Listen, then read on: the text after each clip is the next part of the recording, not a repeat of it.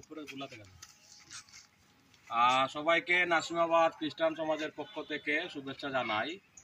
তো আপনারা দেখতে পাচ্ছেন যে আমরা আমাদের এই নাসিমাবাদ খ্রিস্টান কবরস্থান অনেক বড়, আমাদের এই কবরস্থান। তো আমরা অনেক বছর যাবত এই কবরস্থানটা যত্ন নেওয়ার চেষ্টা করি সবসময়। তবে এই বছর আমরা যুবকরা এবং সমাজ মিলে আমরা আমাদের কবরস্থানে যে সীমানা ছিল, আমরা সীমানা পিলার দিয়েছি। একই সাথে সীমানায় এই যে সুপারি চারা আমাদের যুবকদের উদ্যোগে এবং সমাজের উদ্যোগে আমরা সুপারি চারা রোপণ করলাম।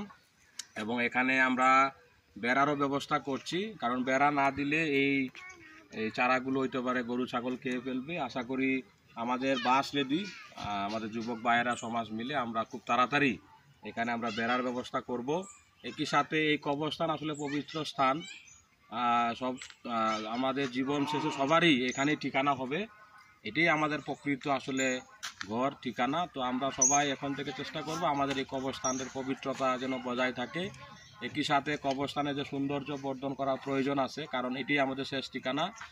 সেই জন্য আমরা আশা করি আমরা কাজ শুরু করেছি যুবক এবং সমাজ মিলে। আশা করি পর্যায়ক্রমে এই কবরস্থানটা আমরা আরও সুন্দরী করতে পারবো।